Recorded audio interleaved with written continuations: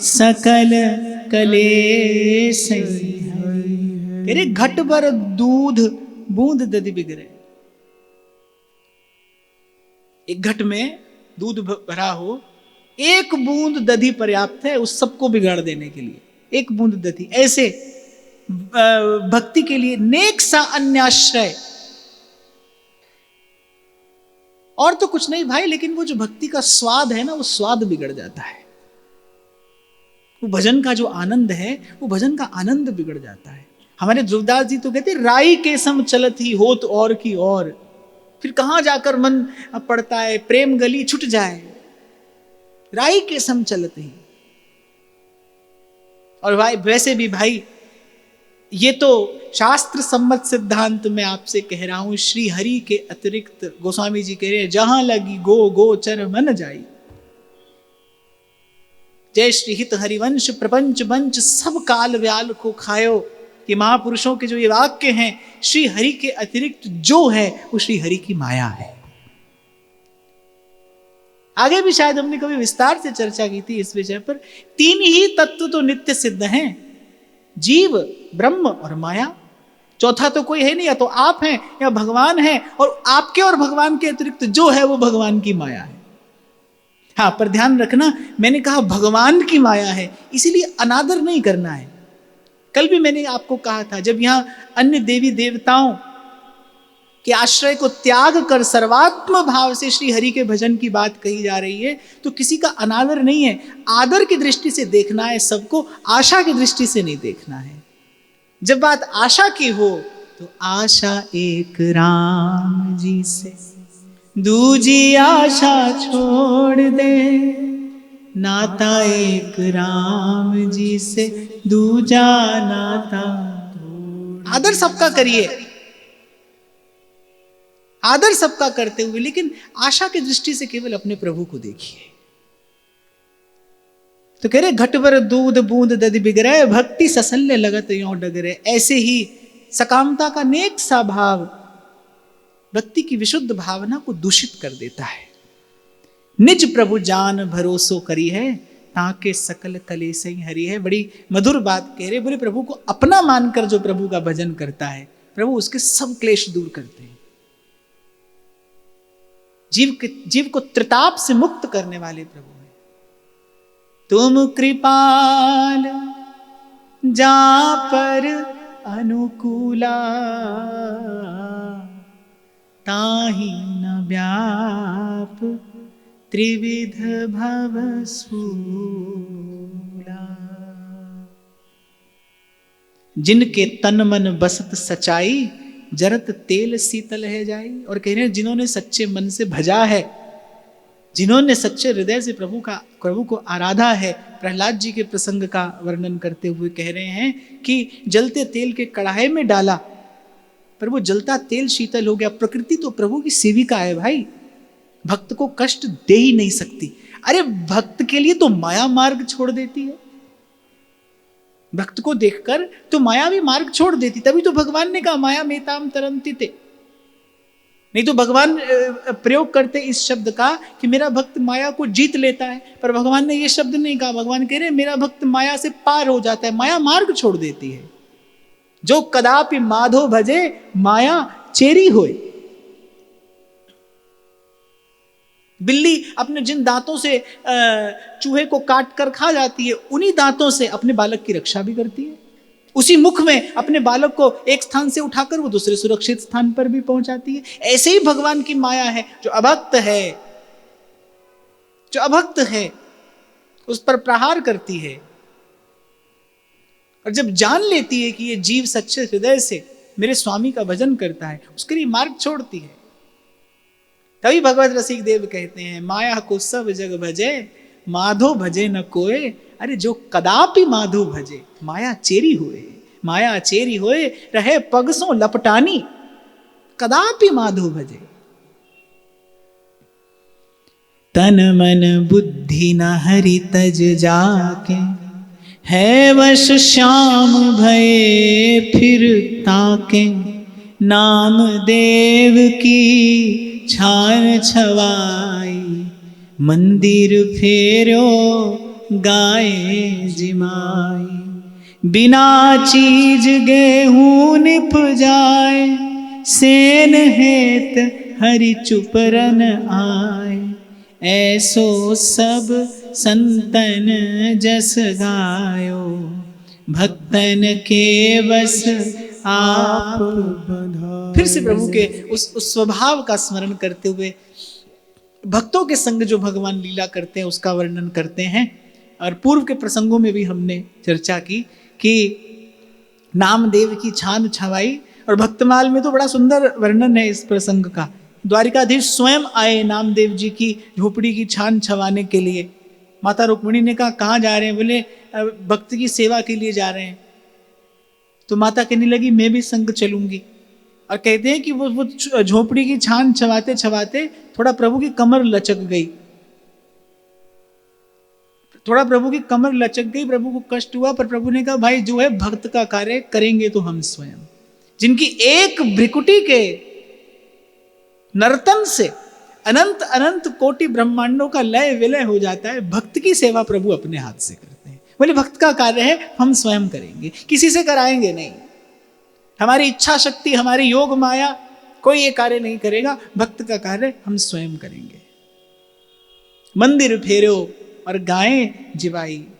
जब सिकंदर के दरबार में नामदेव जी प्रस्तुत हुए, सिकंदर ने कहा चमत्कार दिखाओ। अब नामदेव जी ने कहा हम तो ऐसा कुछ जानते नहीं। पर सिकंदर ने जब ये मंदिर फिरने की कथा सुनी तो उसने कहा कि मैं नामदेव जी से मिलना चाहता हूं। अब नामदेव जी अपने भाव में मग्न, कहा हम तो कुछ जानते नहीं। अब सिकंदर बड़ा क्रूर था, क्रूर था, हठी था। तो उस कुटिल ने क्या किया? नामदेव जी के सन्मुख गौ हत्या की। कहते गौ हत्या देखकर नामदेव जी का हृदय विगलित हो गया। कहते तब वहीं से प्रभु को पुकारा, और प्रभु को पुकारते ही जैसे ही नामदेव जी ने भगवत गुणानुवाद किया, पोटली में पंढरीनाथ का चरणामृत बंधा था, वो चरणामृत गैया के मुख में डाला। गैया रंभाती हुई खड़ी हुई। तब सिकंदर आकर कदमों में पड़ा, बोले आप खुदा के बंदे हैं, आप खुदा से मिले हैं, मुझे खुदा के कुफ्र से बचाइए। एक संत कहा करते थे भक्ता दे कारज आप खलोता। भक्त के लिए तो भगवान हाथ बांधे खड़े हैं, सदा सर्वदा अंग संग, सदा सर्वदा अंग संग। हमारे एक संत कहा करते थे, बोले आपने कभी विचार किया कि 7 दिन क्यों गिरिराज धारण किया कन्हैया ने? न 5, न 6, न 8, 7 ही दिन क्यों धारण किया? क्या सांवर्तक मेघों के पास 7 ही दिन का पानी था? 7 दिन इसलिए धारण किया कि ताकि मेरे भक्त जान लें कि मैं 7 दिन रक्षा करता हूं। आपके लिए रविवार होता है, छुट्टी का दिन होता है, प्रभु के लिए नहीं होता। वो भक्त के सदा सहाय है, सदा सहाय। पांचाली को राजसभा में राम नाम सुधे आई। ताको दुख हरे ओ करुणा में, ताको दुख हरे ओ करुणा में, अपनी पैज बढ़ाई। हरि को नाम सदा सुखदाई। जे नर जस करुणा निधि गायो, ताको भयो सहाई। कहु नानक मैं यही भरोसे, कहो नानक मैं यही भरोसे। गहियान सरनाई। हरि को नाम सदा सुखदाई। गोपाल कहिए, गोपाल कहिए, गोपाल कहिए सब सुख लइए। बिना चीज गेहूं निप जाए, धन्ना भगत जी का स्मरण करते हैं। और सेन हेत हरि चुपरन आए, प्रेम के बस नृप सेवा कीन्ही। एक साधारण सा विषयी राजा दिन रात विषय का चिंतन करता हुआ, विषय सुख भोगता हुआ, एक साधारण सा राजा भक्त के हेत प्रेम के बस नृप सेवा कीनी, आन भय हरि नाई। इसलिए सूर कहते सबसे ऊंची प्रेम सगाई। ऐसो सब संतन जस गायो, भक्तन के बस आप बंधायो। व्रत तीरथ तप का दिए दान, छूटे तब सेवे भगवान। जो सोनो सो बार पखारे, होए न शुद्ध अगनि बिन डारे। अरु संतत सतसंगति कीजय, साधुन को चरणोदक लीजय। कहते जो सोनो सो बार पखारे, जब भूमि से स्वर्ण को निकाला जाता है, जल से आप उसको 100 बार क्या 1000 बार धोइए पर वो शुद्ध नहीं होता। स्वर्ण शुद्ध होता है अग्नि में डालने पर। ऐसे ही जो जीव की अशुद्धि है, जो संसार से संबंधगत अशुद्धि आप में मुझ में आ गई है, वो किसी भी साधन से नहीं जाती भाई। क्या हित कीजे साधु संगति सो, जावे कलमश जी को। कहीं से भी आरंभ करना भाई, पर आना यही है, विश्राम यहीं पर है। अरु संतत सतसंगति कीजय, और साधुन को चरणोदक पीजय।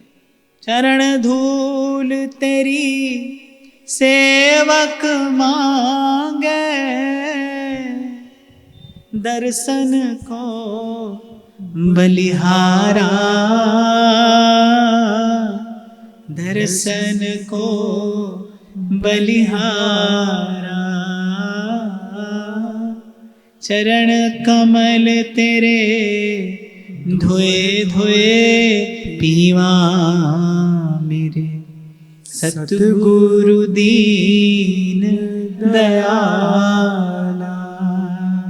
साधुन को चरणोदक लीजिए, जिनके हिय में बसत हैं 3 लोक के नाथ। हमारे ध्रुवदास जी आज्ञा करते हैं, जिनके हिये वसत हैं राधा वल्लभ लाल, तिनकी पद रज धोए ध्रुव, पीवत रहो सब काल।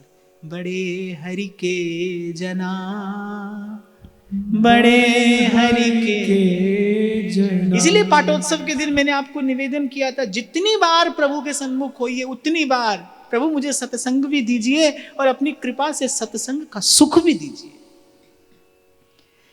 श्री भागवत कथा रति बाढ़े, असत चरित सुनत तन डाढ़े। पंडित तो श्लोक बखाने, मूर्खता को मरम न जाने। अलप आयु पड़ी है धोरे नर, वारे ते जंजार परे घर। वेद पुराण सार सबको यह, कह हरि नाम सकल पापन। भागवत कथा रति बाढ़े, अर्थात भक्त और भगवान की कथा में प्रीति बढ़े। इसीलिए उस दिन मैं आपको कह रहा था भाई, ऐसे ही कहने सुनने को सुनाने को तो बहुत कुछ है, बहुत कुछ है।